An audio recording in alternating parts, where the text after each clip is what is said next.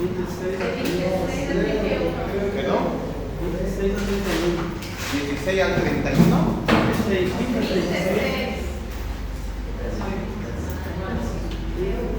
De este mes. O sea, ya de aquí a la otra semana.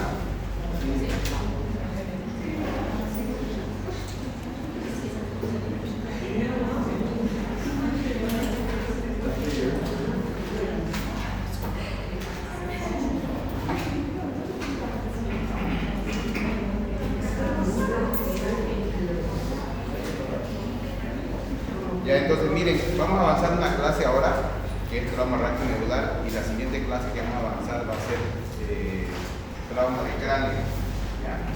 Ya avanzamos en trauma de cráneo en neuro, ¿no es? ¿O no nos llevamos? Ah, fue por ahí. Bueno, ¿no? Ya llegó ya.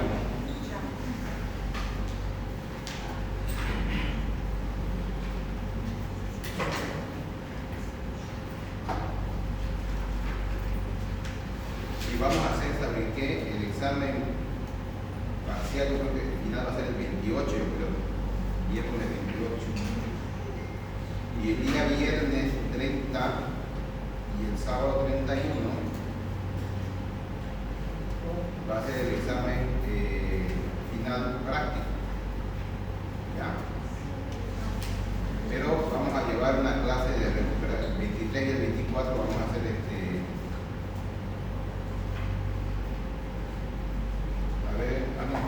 16 y el 17 vamos a hacer como una clase de como recuperatorio o una clase nueva, sino que un repaso del práctico. ¿Ya? El trabajo de investigación ya tienen que entregármelo ustedes una semana antes del final, ya saben cómo es la modalidad de diagnostic, ¿no es? ¿No se acuerdan? Sí. Tienen que hacer un video, tienen que subirlo, ¿no es? ¿Qué es la primera clase? Creo que no vinieron ustedes. No. Cuando miren el trabajo, lo quieren exponer aquí. No. Entonces, miren, lo más fácil para ustedes van a ser en un grupo de 5 personas. Le pasan a su compañera, ¿dónde está tu compañera? Aquí, doctor. Ahí, perdón, no. Me pasé no de la lista de Sí. temas. Entonces, grupo de 5 personas tienen que ser el tema. Entonces, tienen que, en vez de que ustedes suban a exponer aquí, hacen un grupo de Zoom, de lo que ustedes quieran, lo que ustedes quieran los 5, y lo exponen el tema como si estuvieran haciendo una charla. Lo graban el video, tienen que hacer llegar el link para que yo pueda revisar cómo lo han grabado el video. Pero me tienen que mandar ustedes la parte práctica, o sea, perdón, la parte físico de su trabajo, el PowerPoint también, y tienen que darme link del video. En el video tienen que verse la cara de todos. No hay ese día, doctor, que no quería que mi mamá vea la cortina, que la pared estaba sucia, que la cámara no ese día. Entonces, si quieren ustedes ponen así, se filman también así. Entonces, la cosa es que yo vea cómo ustedes se defienden, cómo presentan, cómo es su capacidad de síntesis de ustedes. Y el tema, además, el contenido del tema. ¿Ya? Eso una semana antes del final de entrega. Yo voy a subirlo, pero el físico del trabajo tiene que ser la carátula al principio, ¿no es? Y la hoja de calificación. Ahí está, no ves la página de internet, la hoja de calificación de monografía, la segunda hoja para que pueda calificar. ¿Ok? El examen práctico va a ser lo que hemos podido ver en práctica, ¿no? Que es el cervical, mecanismo traumatizado, subirlo a la camilla, llevarlo. Puede ser también que sea reanimación RCP, entonces va a haber ese día son un grupo de 10 personas, ¿no es? Entonces, ese es un grupo de 10 personas, van a entrar en grupos de 5, sacarán un bonito y les va a tocar ahí, no sé, LSP, lo tienen que hacer ahí.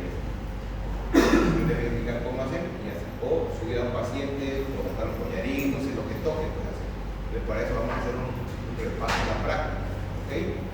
El día viernes 16, al grupo que le toca viernes, nos vemos en las prácticas. ¿Ya? Y el día sábado, a los que le toca el día sábado. ¿Ok? Si por algún motivo este viernes que viene, mejor vamos a hacer lo siguiente. El sábado 17, a los que le toca sábado, Si alguien no puede ir por algún motivo, quiere ir el sábado, pues va el sábado, no hay problema, puede ir el sábado. Y a lo que le tocaba viernes lo vamos a hacer el viernes 23. ¿Ya? Igual, si no pueden ir el sábado, se compran el día viernes, no tienen que ir todos estos fines de semana. Solamente el viernes, el sábado 17 y el viernes 23. Y el 30 y 31 es el examen final.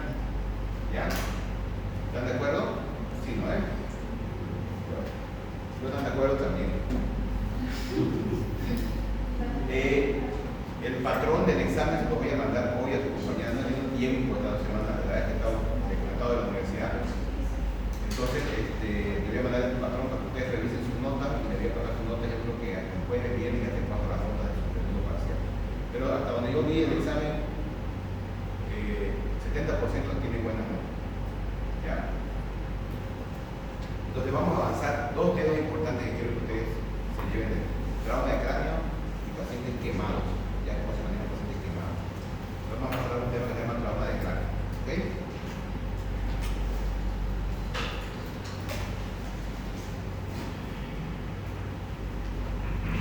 Es un tema que ya ustedes lo han visto, pero es importante remarcar algunas cosas que tienen que saber. ¿Ok? Aquí no vamos a hacer énfasis en tratamientos y de compresión, no sé qué. Aquí nada más el manejo inicial del paciente politraumatizado con TEC, cómo diagnosticarlo y qué hacer desde la atención primaria de pacientes politraumatizados. ¿Ok? Entonces, ¿qué entienden por traumatismo craneoencefálico? ¿Cómo lo pueden definir ustedes? ¿Quién sabe? ¿Quién se acuerda, por lo menos? ¿Ver? ¿Voluntario o voluntaria?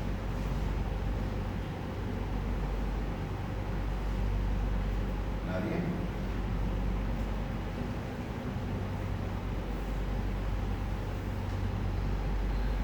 Bueno, miren, la definición de trauma de cráneo es más o menos, a términos generales, es un deterioro funcional de todo lo que es el contenido craneal, ya sea lo que ustedes quieran ahí, pero que es intercambio de energía repentino. O sea, el cerebro no estaba preparado para recibir un trauma y de repente ¡pam! Hay un trauma. ¿Ok? Entonces, esto es la parte de los minutos que se gasta en tratamientos médicos. Pero aquí, ¿qué vamos a hacer? ¿Qué es lo importante? Es que sepan distinguir, digamos, tipos de las edades en las que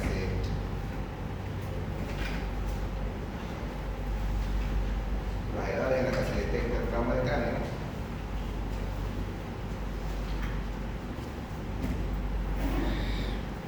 Y saber cuál es la más importante para que nosotros podamos. En pediatría ya han llevado ustedes, o estarán llevando, no sé, ya han llevado el trauma de cráneo del niño, también han debido llevar de alto mayor en pediatría o alguna materia por ello en neurocirugía o neurología también. Pero lo que vamos a hacer más énfasis es en esta edad, de 15 a 45, que es la mayor cantidad de pacientes politraumatizados, que son los que hemos estado viendo al momento. ¿Ok?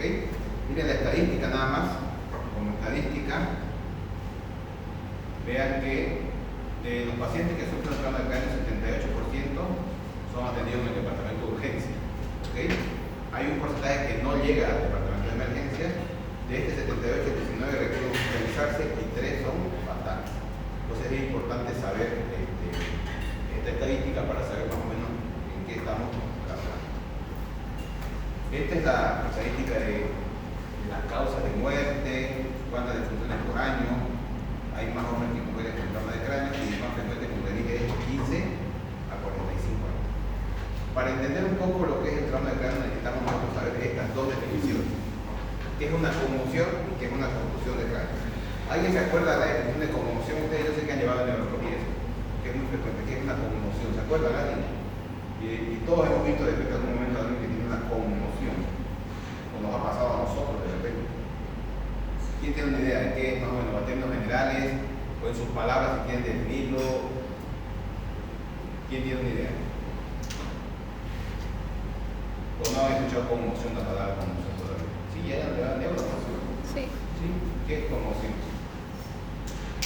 Ese paciente o esa persona tiene un intercambio brusco de energía y pierde el conocimiento por completo. O sea que, por ejemplo, los boxeadores, por ejemplo, el knockout, ¿no es? pierde conocimiento por completo y después recupera toda la normalidad de su función. O sea, hay como que, hagan de cuenta, es como que le apagaran la luz, ¡tac!, y la prenden. O sea, es momentáneo, pierde conocimiento momentáneo, pero no hay daño estructural. En cambio, la contusión, como aquí está la contusión y la conmoción, ya la contusión hay un daño estructural, que puede ser una fractura en el cráneo, en la parte ósea, puede ser una hemorragia, o lo que vaya a pasar. ¿Ok? Entonces está claro, ¿no es? Conmoción y contusión. La conmoción es un trauma directo, un intercambio de energía brusco, donde hay pérdida completa del estado de alerta que ustedes tienen, pero el paciente recupera por completo su funcionamiento. Y ya la contusión ya hay un problema donde hay daño y daño al tejido. ¿Ok? Aquí creo que era un video. Bueno, yo le voy a mostrar el video, pero en la fisiopatología lo que nosotros tenemos que hacer es que tenemos que hacer, miren, identificar cuál es la lesión primaria, ¿sí? Evitar el daño secundario que es la isquemia, y esto nos va a conllevar a que pueden haber o activar mecanismos de protección o va a ir hacia una alteración en la autorregulación. Entonces, ¿qué es lo importante saber de nosotros? Es identificar lo que es primero el trauma primario. Si el paciente tiene o no tiene un trauma de cráneo. ¿Y cómo vamos a saber nosotros? O sea, ¿cómo creen ustedes saber, digamos, que el paciente puede tener o no un trauma de cráneo? Llegan ustedes a un lugar donde hay un accidente de tránsito X, con moto, lo que ustedes quieran, y cómo se dan cuenta que el paciente tiene o no tiene un trauma de cráneo.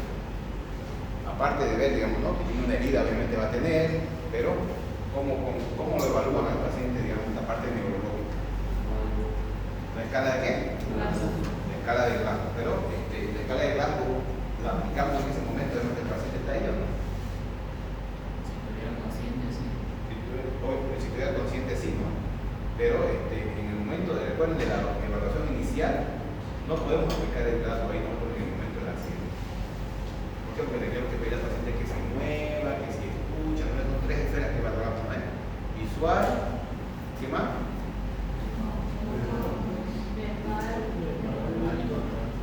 Motor, verbal. Entonces, si el paciente por ahí no puede hablar o una cosa para una lesión en la boca o algo, lo vamos a poder nosotros intentar darnos cuenta. Pero lo que hay que valorar es el estado de alerta del paciente. Ustedes le preguntan algo rápido y el paciente está orientado o más o menos le responde algo. Entonces, ustedes tienen que asumir que probablemente no tenga alguna lesión neurológica más severa. Pero recuerden que todos los pacientes politraumatizados tienen trauma de cráneo, todos.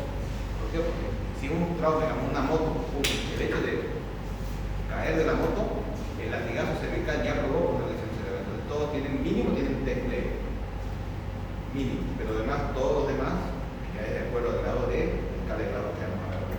¿Okay? Y estas son las lesiones primarias que tenemos que identificar: si es una contusión, si es una laceración, fractura de cráneo, daño, desgarro venoso, etc. ¿Okay? Y ya la lesión secundaria es lo que va a producir esta lesión primaria, va a llegar a si es un hematoma, edema, hipoxia, infección o lo que vaya a provocar esta lesión primaria. Y ya la lesión terciaria, que ya si el paciente de la lesión primaria pasó a la lesión secundaria, no nos dimos cuenta, no lo evaluamos o se evalúa al paciente, se hace el diagnóstico, no se puede tratar por algún motivo, llega a la lesión terciaria, que sería la necrosis y la muerte celular primaria. Entonces, ¿qué es lo que debemos hacer nosotros? ¿Sí? Esto es importante, es la actitud del médico, del paramédico o de la persona que esté atendiendo al paciente. Saber si la pérdida de conciencia ha sido transitoria y si podemos nosotros indagar la duración. Entonces, a veces el paciente llega al hospital y te van a decir, no sé, el periodo de conocimiento, ¿cuánto tiempo? Si en lo posible ustedes pueden evaluar esto y la duración, bien, para que ustedes puedan saber cuánto fue el tiempo que... no, periodo de conocimiento, como cuánto, no sé, como 2 minutos, calculan las personas que estaban ahí. O si ustedes lo ven, también. Si el paciente se acuerda de lo que pasó y si posteriormente tiene cefalea, que normalmente todos los pacientes con TEC tienen cefalea, todos los pacientes que tienen un trauma de cráneo van a tener una cefalea. Si encuentran ustedes un signo de hipertensión intracraneana, por ejemplo, algún déficit neurológico focal que puedan encontrar que el paciente no puede mover la mano, no puede mover la pierna, o ustedes cualquier cosa que tengan sospecha de un déficit neurológico, y ya se ustedes pueden ver una herida abierta, si hay una fractura, se puede ver a veces, o ya alguna radiografía o algún otro estudio que puedan ustedes detectar una radiografía o ver que hay un sangrado activo, el cuero cabelludo, una hemorragia. Ya nosotros entrando a la anamnesis, por ejemplo, esto es lo que le decía yo antes, si hubo pérdida de conciencia.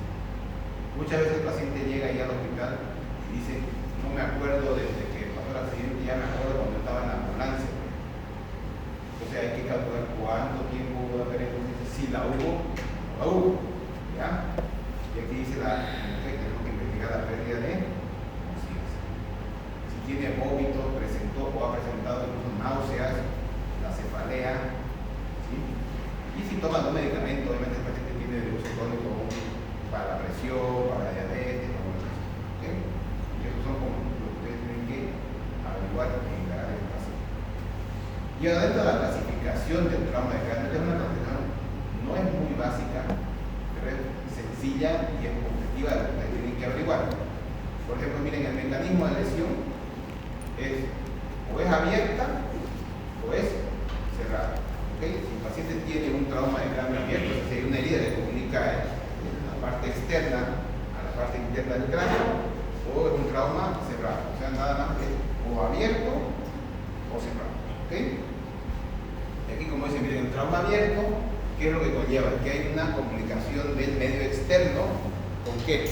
Con el tejido encefálico, que puede provocar eso desde una hemorragia, una neuroinfección y complicar más el cuadro del paciente. ¿Y qué debemos hacer ante esto? Siempre usar un antibiótico profiláctico. ¿Por qué? Porque no sabemos qué puede haber en la tierra o en el lugar donde tuvo un accidente que pueda llegar a una infección. Y la neuroinfección es una cuestión severa.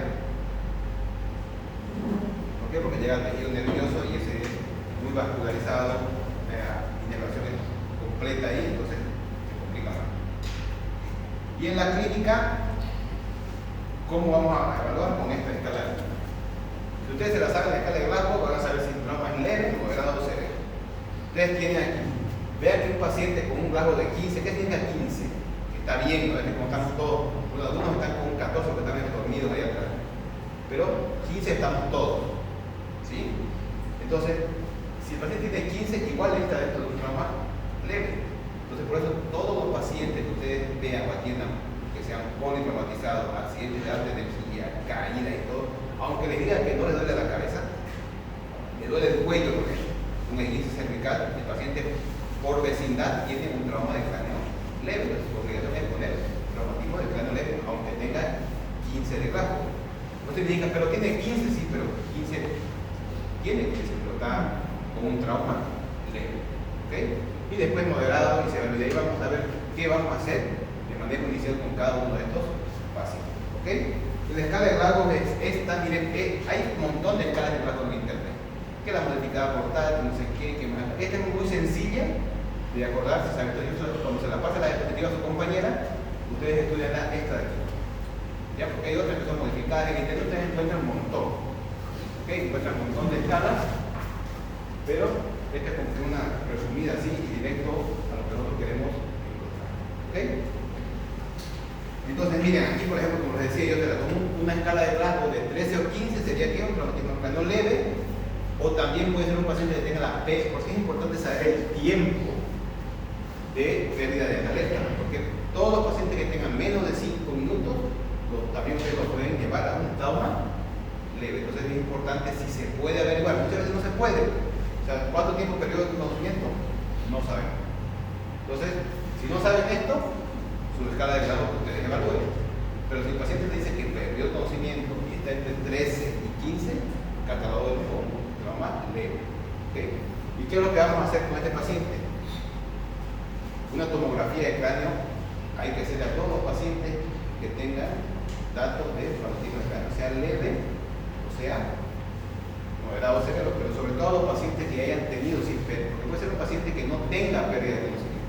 Tuvo de hacerse pum pum, golpeó la cabeza, tengo cefalea, estoy bien, me duele la cabeza, no perdió el conocimiento, es un trauma de cráneo leve, pero no es un indicativo todavía de tomografía. La tomografía se indica cuando el paciente tiene alguna pérdida momentánea, no importa si son 3 segundos, 10 segundos, lo que ustedes quieran, indicar una tomografía. Si es normal, pueden ustedes dar de alta al paciente, pero hay que darle las instrucciones. ¿Qué se refiere en dar instrucciones al paciente? Señora, mire, su esposo, su papá o su esposa o su hijo debe volver al hospital en caso de que si hay cefalea persistente, si hay náusea que llegan al vómito, visión borrosa, o el paciente tiene mucho sueño y no quiere despertar. De cualquiera de esas situaciones que tienen que decirle al paciente o a la familia que tiene que volver al hospital. Pero mejor si ustedes lo dejan internado por lo menos 24 horas de observación, señor, para saber que su estado neurológico se mantiene y decir lo dan de alta, pero siempre con instrucciones. Entonces, está basado en qué la clasificación, en la escala de qué? De grado. ¿Okay? El trauma moderado, de 9 a 12, ya hay una, o puede ser una pérdida mayor a 5 minutos, ya va a haber un déficit neurológico, entonces aquí ya no hay forma de no pedir tomografía. Entonces, sí o sí, tomografía. Y bueno, si es ya algo anormal en una tomografía, ¿qué va a pasar? Tenemos que referirlo a neurocirugía porque hay algún procedimiento quirúrgico o lo que vayan a hacer. Y después hay el severo que es de 5 a 8 y el clínico de 3 a 4. ¿Hay escala de 0 o no hay? ¿Qué significa rasgo 0? ¿Muerto? ¿Pero existe 0? No, no es. Hasta 3, ¿no? Yo una vez preguntamos escala de 0 y me ponen bien muerto. Pero no hay 3, no hay 0.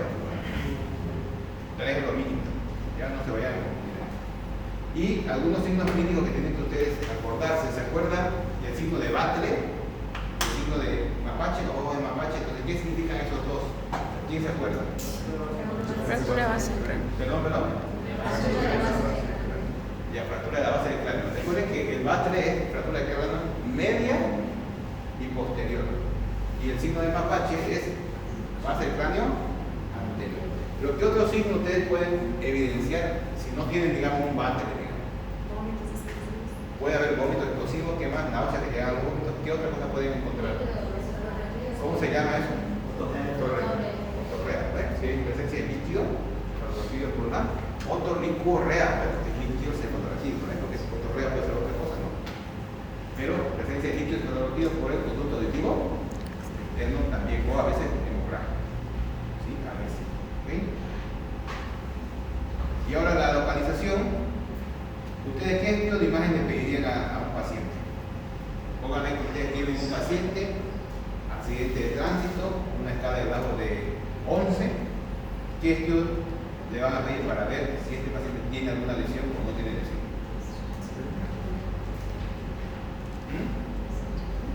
¿Qué? Dígalo, ¿tiene lesión? Una tomografía de cráneo. Entonces, el estudio por excelencia para trauma de cráneo es una tomografía de cráneo. Entonces, un paciente con un rasgo menor de 12 o trauma cráneo de leve, traumatismo de cráneo leve, con un rasgo de 14, 13, tiene que tener una tomografía de cráneo para identificar si hay alguna lesión que pueda conllevar muerte, lesión mayor o si necesita una cirugía o no. Entonces, una tomografía de cráneo más o menos se ve así. ¿Y para qué nos sirve? Miren aquí, por ejemplo, vemos la parte ósea y siempre hay que ver una tomografía de cráneo más reconstrucción ósea, porque esta es una tomografía de cráneo. Pero cuando nos mandan así en 3D ya podemos ver mejor el hundimiento y aquí se ve el hundimiento. Entonces siempre piden una tomografía de cráneo más reconstrucción ósea para poder ver tanto la parte de la bóveda craneana como la parte de la masa encefálica, la parte intracraneana. Y para evaluar una tomografía de cráneo hay algo importante que deben saber. ¿Se acuerdan las capas del cráneo? O sea, desde la piel adentro, ¿cómo va el orden? Desde arriba.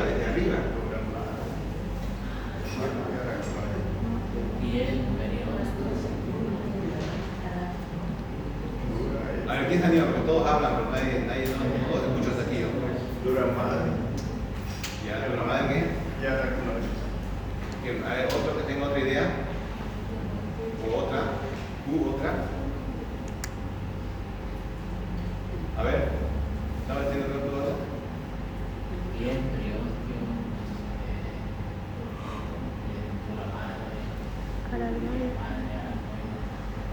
¿Alguien más tiene alguna idea? Porque esto es importante para poder localizar las lesiones, para saber dónde están y cómo se ven.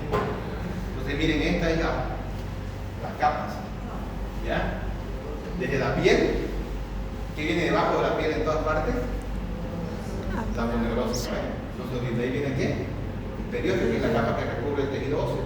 De ahí viene el hueso y de ahí recién vienen las meninges. Estas tres, las meninges ya son intracraneanas. Estas son las partes del cuero cabelludo, pero desde aquí donde está el hueso, extracraneana e intracraneana. Las meninges son intracraneanas y son ahí, como ustedes decían, la madre, aracnoide y esquiamata. Entonces saber identificar estas estructuras para poder ver en la tomografía qué tipo de lesión tiene el paciente. ¿Okay? Vamos a ver cómo se comporta. Pues ustedes ya saben y se acuerdan, miren. Entonces, ¿cómo era el orden? Dijimos que era ¿qué? ¿Cómo era el orden? Piel. Las meninges son ¿qué? ¿Cuál es la primera? Dura. La madre. Pía. La pía madre. Y aquí arriba, ¿qué está?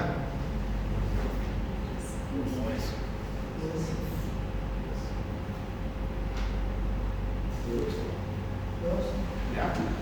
Entonces, para que ustedes puedan identificar un hematoma en una tomografía, deben saber estas tres capas de la piel y de la meninge. ¿Okay?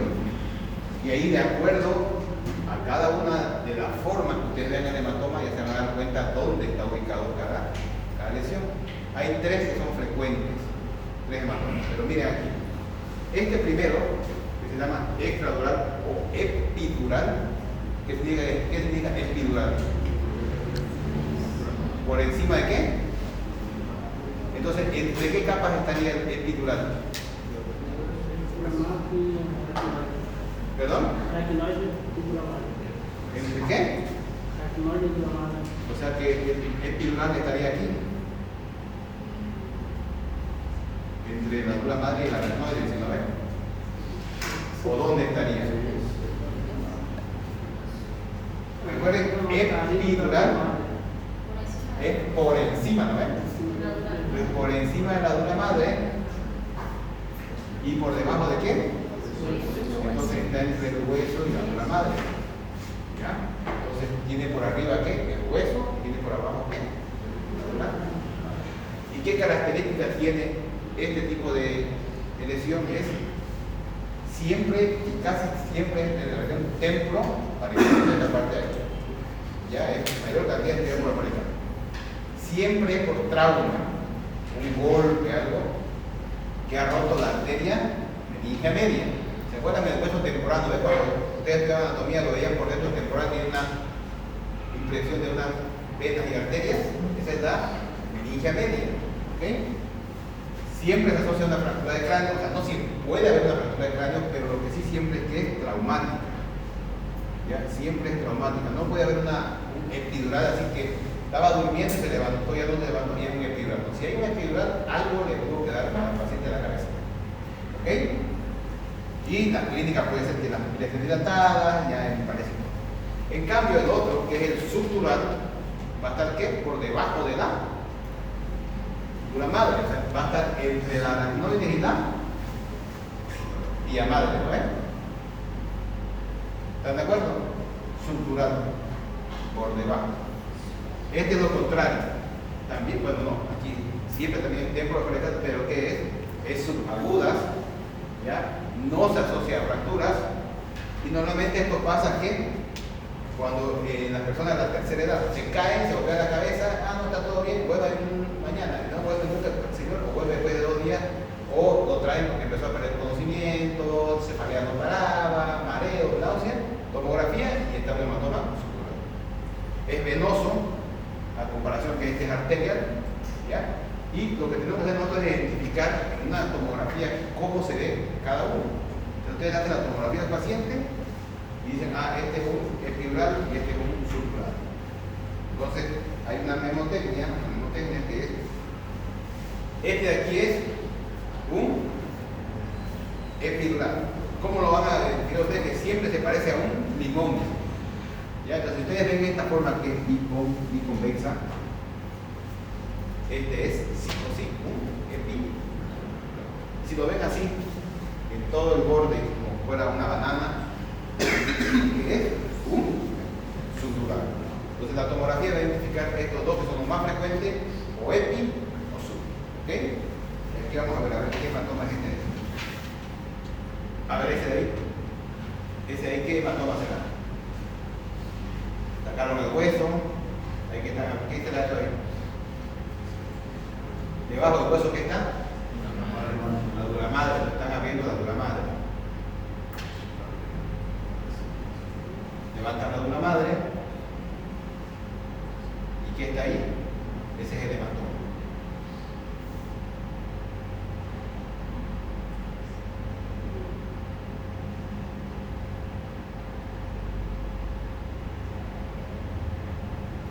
Y después ya debajo de ahí el hematoma va a estar la aracnoide y el vascular. ¿Ok? Entonces quedó claro, ¿no? ¿Cuál es epi y cuál es sub? Entonces, miren aquí. Entonces, ¿qué otros hematomas podemos encontrar? Ya estos son, se llaman, ya hemos visto dos tipos de hematomas. Hemos visto el hematoma epidural y el subdural. Hay otro que se llama intraparenquimatoso, o sea, está dentro de la célula, en medio de las neuronas. Pueden ser todos estos tipos de tipos. Puede ser contaminante, lámica del núcleo, global, continuo. Pero ¿cómo se va a ver esto? Es una hemorragia que está en el centro del cerebro. La corteza no se deforma, ni banana ni limón, sino que está todo, la hemorragia está en medio. Normalmente estos no son quirúrgicos, porque ustedes entran a operar, van a querer drenar el hematoma y se van a traer tejido cerebral más adelante. ¿Sí? Y la otra hemorragia se llama la subaracnoidea, que esta es como si ustedes hicieran un delineado a las circunvoluciones. O sea, ¿sangra dónde? En medio de las circunvoluciones, o sea, del plexo coroideo. ¿Cómo se ve así más o menos? Miren. O sea, esta es la circunvolución y la hemorragia está en medio de la circunvolución. No está ni dentro del parénquima, o sea, intraparenquimatosa, no está ni haciendo una forma de limón, ni está haciendo una forma de una banana. Entonces, es una hemorragia subaracnoidea. ¿Ya? ¿Esta qué será, por ejemplo? ¿Qué creen ustedes que sea eso? Yo le pongo esa foto y ustedes me dicen qué tipo de hemorragia es. Subdural, epidural, intra o subaracnoidea. Subdural, ¿no ven? Y es formar una banana, ¿no? Para que se acuerden. Esta de aquí, ¿qué tipo de hemorragia sería? ¿Ah? Acuérdense de lo que yo les dije. Miren, el tejido encefálico está aparentemente normal, pero fíjense que hay como que están dibujados, como le hubieran hecho un margen a las circunvoluciones con blanco. Esto sería una hemorragia ¿qué? Y además que fíjense que aquí la línea media, esta es la línea media, ¿no ven? Y ven que la línea media está alterada, está desplazada la línea media contraria a donde está la lesión. En cambio, en este tipo de hemorragia no se desplaza la línea media. Los ventrículos laterales están bien ubicados y no hay un desplazamiento de la línea media. Esa es la diferencia entre el subaracnoideo, el intraparenquimatoso, con el sub y el epidural. ¿Okay? La línea media no está desplazada. Este otro, ¿qué sería, por ejemplo? Fíjense que aquí, ¿esto qué se llama aquí? ¿Qué será esto de aquí? Este es un hematoma que está extracraneal, por fuera de la medio craneal. Entonces esto nos habla de que hay un trauma, tiene como una bola que es un hematoma. ¿Ya? Entonces, ¿qué tipo de hematoma sería este? Epidural. Este otro de aquí, ¿qué sería? Este de aquí, ¿qué sería? La línea media está alterada, ¿no? Y se ven las circunvoluciones, vean estas rayas aquí. ¿Qué sería? Subaracnoideo. Y este de aquí, miren, aquí hay todo lo que vean blanco en la tomografía es sangre. Estamos hablando de un trauma de cráneo. Entonces esto aquí es una hemorragia intraparenquimatosa. ¿Ok? ¿Tienen preguntas y dudas? ¿Nada? Bueno, entonces miren, así va a ser como vamos a poner en el examen escrito estos temas. Paciente con un trauma de cráneo en accidente de tránsito en motocicleta, y el examen físico, yo se los voy a poner así directo a donde tienen que ustedes ver. Examen físico, apertura ocular a la orden, ¿no ven? Respuesta verbal, está confuso, y respuesta motora, localizar el dolor. ¿Qué diagnóstico tenía este paciente? ¿Qué tienen que hacer ustedes? ¿Ah? ¿Qué tendrían que hacer? Calcular que estamos hablando del trauma de cráneo, obviamente. La escala de Glasgow, ¿no? Entonces, ¿cuánto le van a dar la escala de Glasgow a este paciente ustedes por estas tres cosas que yo? A ver, ¿cuánto respondían de escala de Glasgow?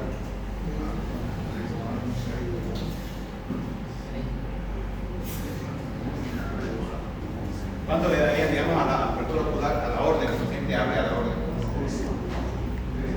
Espontáneo es normal, ¿no? Sí. Lo ponemos aquí. Respuesta: va a estar confuso el paciente. ¿Cuánto al final? 4 o 5. Este es hasta 5, ¿no? Sí. Uno menos 4, ¿no? Respuesta motora: localiza el dolor. 6, 5. Entonces, 4, 4, 8, 9, 10, 11. Entonces, ustedes ponen aquí en tu cabeza largo de 11. Entonces, ¿cuál sería el diagnóstico de ustedes? ¿De qué? ¿Qué tipo de TEC? Moderado. TEC moderado, ¿no? Entonces ponen ustedes TEC moderado. ¿Ok? TEC moderado. ¿Y qué estudio van a solicitar a este paciente?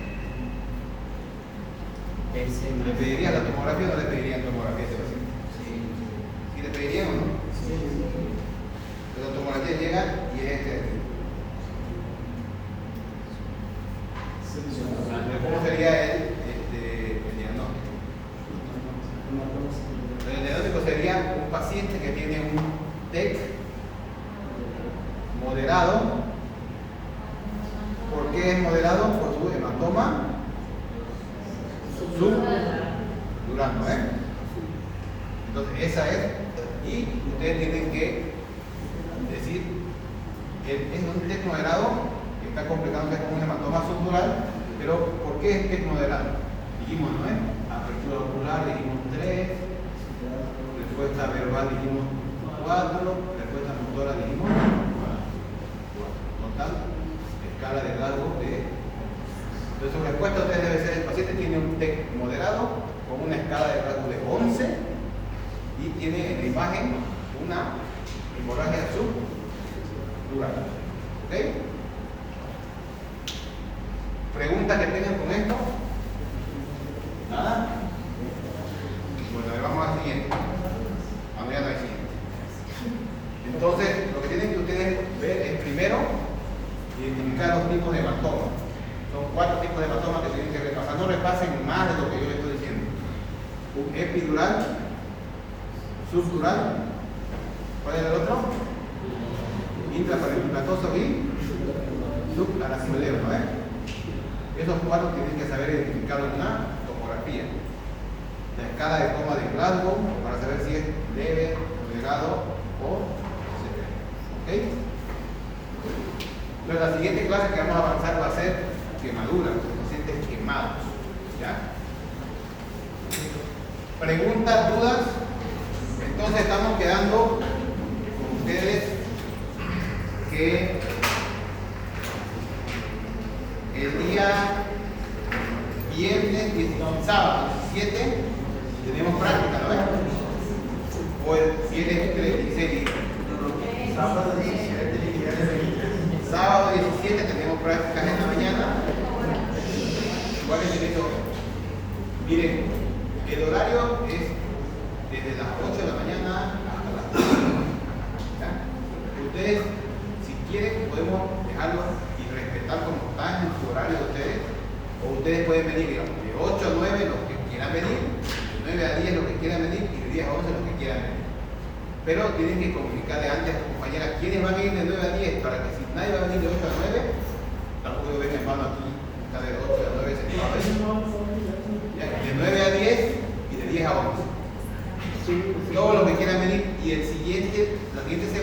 viernes, los que faltaron el sábado tienen que venir viernes. ¿Ya?